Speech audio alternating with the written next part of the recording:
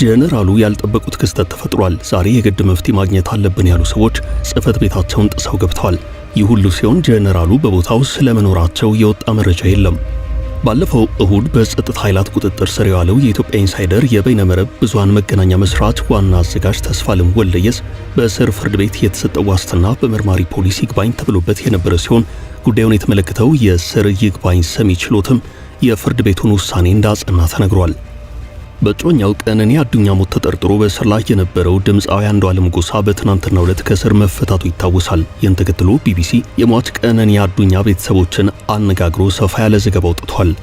ሰሞኑን መነጋገሪያ በሆነው በቀድሞ የአትሌት ገለቴ ቡርቃ ባለቤት ዙሪያ የወጣ አዲስ መረጃ አለም።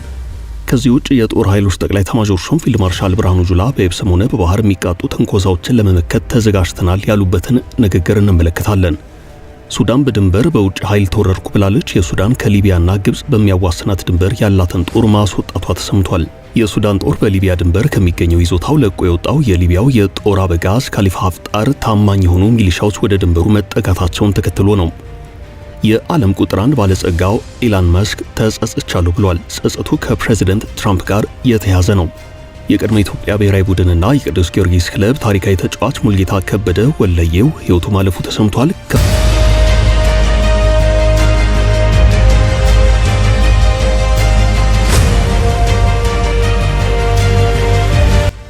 በጀነራሉ ጽሕፈት ቤት የተፈጠረው ክስተት በዛሬው ዕለት በመቀለ በተካሄደ ሰላማዊ ሰልፍ የጀነራሉ ጽሕፈት ቤት የተጣሰ መሆኑ ተሰምቷል። ክስተቱ የተፈጠረው ትግራይን በጊዜያዊ አስተዳዳሪነት ፕሬዝዳንትነት እያገለገሉ ያሉት ሌተናል ጄኔራል ታደሰ ወረደ ጽሕፈት ቤት ነው።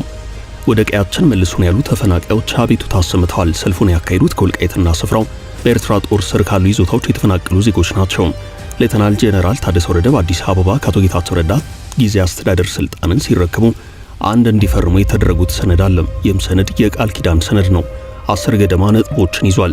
ጄኔራሉ ለአንድ ዓመት በተራዘመው የጊዜያዊ አስተዳደሩ ፕሬዝዳንትነታቸው ሊያከናውኗቸው የሚገቡ ስራዎች በሚል በሰነዱ ላይ ሰፍሯል። ጄኔራሉ ለአንድ ዓመት በተራዘመው የጊዜያዊ አስተዳደሩ ፕሬዝዳንትነታቸው ሊያከናውኗቸው የሚገቡ ስራዎች በሚል ተዘርዝረዋል። በዚህ ቁጥር 1 ላይ የሰፈረው በጅምር ያለውን የተፈናቀሉ ዜጎች ወደ ቀያቸው የመመለስ ተግባርን እየተመለከተው ነው። በትግራይ በጦርነት ወቅት ዜጎች ተፈናቅለዋል የሚባለው በራያ፣ ወልቃይት ጠገዴ፣ ሰቲት ሁመራ፣ ጠለምት እንዲሁም በኤርትራ ጦር ተይዟል በሚባሉት አካባቢዎች ነው። በቀደሙት ጊዜያት በራያ ባሉት ወረዳዎች የነበረው የአማራ ክልል አስተዳደር ፈርሶ የትግራይ አስተዳደር እንዲቋቋም ተደርጓል። በዚህም የተፈናቀሉ የትግራይ ተወላጆች ወደ ቀያቸው ተመልሰዋል። ሆኖም በጠለምት የተደረጉት የትግራይ ተፈናቃዮችን የመመለስ እንቅስቃሴዎች በስኬት አልተደመደሙም። ተፈናቃዮቹ በተወሰነ መጠን ቢመለሱም በአካባቢው መንግስታዊ አስተዳደር ባለመኖሩ የተመለሱ ተፈናቃዮች መልሰው አካባቢውን ጥለው ሄደዋል። ከሰሞኑ ደግሞ ህወሓት የጠለምትን አካባቢ መልሶ ለመቆጣጠር እየሞከረና ጦርም እያዘጋጀ እንዳለ የሚወጡ መረጃዎች ያሳያሉ። ከዚህ ውጭ ወልቃይት ጠገዴና ሰቲት ሁመራ ሊመለሱ የሚገባቸው በርካታ ተፈናቃዮች አሉ በማለት በትግራይ በኩል ጠንከር ያለ ጥያቄ እየቀረበ ነው። ይህ ብቻ ሳይሆን የትግራይ ቅድመ ጦርነት የነበረው ግዛት ወደ ነበረበት መመለስ አለበት፣ በእነዚህ አካባቢዎች ተመልሰው በትግራይ ግዛት ውስጥ መጠቃለል ይገባቸዋል የሚል ጥያቄ ይነሳል። ቅድመ ጦርነት የነበረውን የትግራይ ግዛት ማስመለስ እንዲሁም ተፈናቃዮችን ወደ ቀያቸው መመለስ የሚለው ጉዳይ ጠንከር ብሎ የሚሰማው ኤርትራ በያዘቻቸው ግዛቶች ብቻ ሳይሆን በትግራይ በኩል ጠቅለል ተደርጎ ምዕራብ ትግራይ ተብሎ በሚጠራውና በአማራ በኩል ወደ ወልቃይት ጠገዴ፣ ሰቲት ሁመራ አካባቢዎች ነው። ተፈናቃዮቹን በመመለስ ረገድ እንዲሁም ግዛቶች ወደ ትግራይ ክልል መመለስ አለባቸው በሚለው ዙሪያ አካባቢውን ሲያስተዳድሩ የቆዩት ኮሎኔል ደመቀ ዘውዱና ጓዶቻቸው ምን ሲደረግ ቀድሞውንም ወደ ትግራይ ግዛት የተጠቃለለው የህዝቡ ፍቃድ ተጠይቆ ሳይሆን በጉልበት ነው ማለት ይከራከራሉ።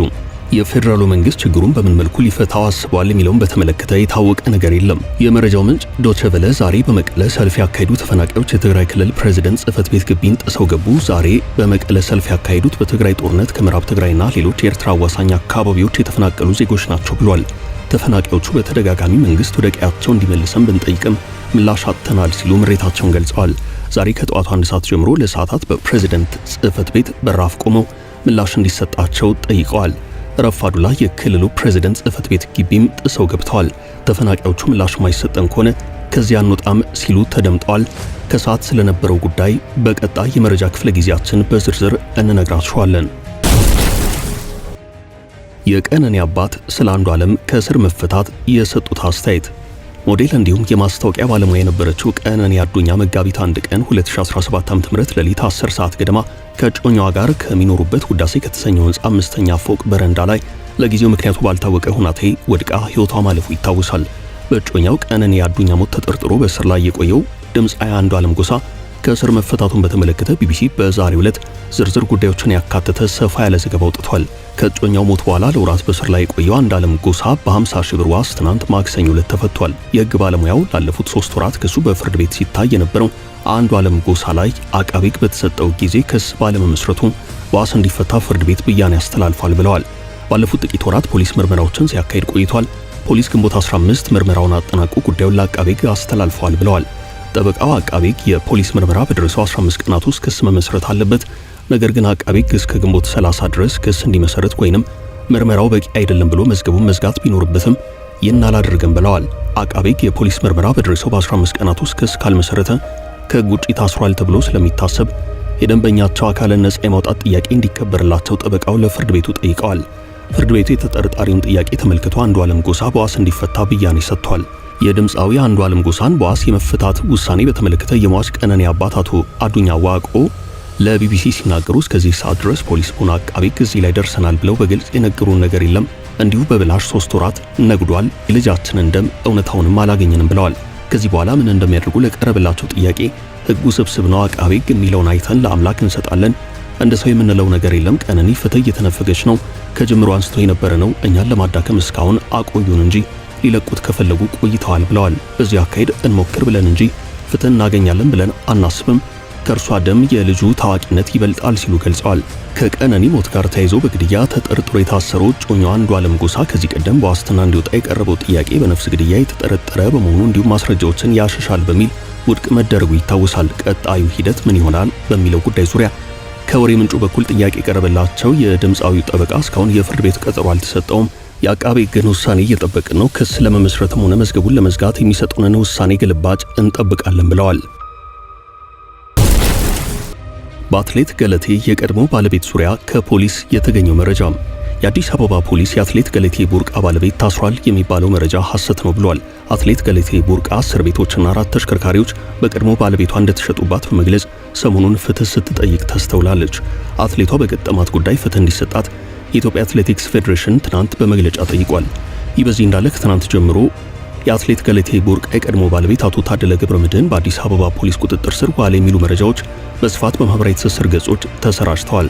የአትሌት ገለቴ ቡርቃ ባለቤት በፖሊስ ቁጥጥር ስር ውሏል መባሉ እውነት ነው ወይ በሚል የቴሌግራሙ ተነባቢ የዜና አውታር ቲክቫህ ኢትዮጵያ ለአዲስ አበባ ፖሊስ ኮሚሽን የህዝብ ግንኙነት ኃላፊ ኮማንደር ማርቆስ ታደሰ ጥያቄ ያቀረበ ሲሆን እርሳቸው በሰጡት ምላሽ ብዙ ሰው ያወራል፣ የለም እኮ ፖሊስ ጋር የለም፣ እኛ ጋር የለም የሚል ምላሽ ሰጥተዋል።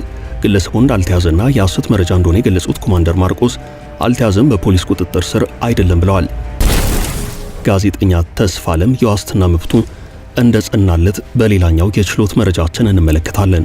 ጋዜጠኛ ተስፋለም ወልደየስ የዋስትና መብቱ ተጠብቆ ከስር እንዲለቀቅ የአዲስ አበባ ከተማ አስተዳደር ይግባኝ ሰሚ ችሎት ዛሬ የስር ፍርድ ቤትን ትዕዛዝ ያጸና መሆኑን የዶቼ ቬለ ዘገባ ያሳያል። የኢትዮጵያ ኢንሳይደር የበይነ መረብ ብዙሃን መገናኛ መስራችና ዋና አዘጋጅ የሆነው ተስፋለም ወልደየስ ሐሰተኛ መረጃ በማሰራጨት ተጠርጥሮ እሁድ ሰኔ 1 ቀን 2017 በጸጥታ ኃይላት በቁጥጥር ስር መዋሉ የሚታወስ ነው። ጋዜጠኛ ተስፋለም የታሰረ መሆኑን በመጀመሪያ ይፋ ያደርገው ኢትዮጵያ ኢንሳይደርን የሚያስተዳድረው ሀቅ ሚዲያና ኮሚዩኒኬሽን ነው። የአዲስ አበባ ከተማ አስተዳደር የመጀመሪያ ደረጃ ፍርድ ቤት ቂርቆስ ምድብ ችሎት ጋዜጠኛ ተስፋለም ወልደየስ ትናንት ማክሰኞ ሰኔ 3 ቀን 2017 በ15000 ብር ዋስትና እንዲፈታ ወስኖ የነበረ መሆኑን ያስታወሰው ዘገባው፣ ይሁንና መርማሪ ፖሊስ ይግባኝ በመጠየቁ ጋዜጠኛው ሳይፈታ ጉዳዩ ወደ ዛሬ መተላለፉ ይታወሳል።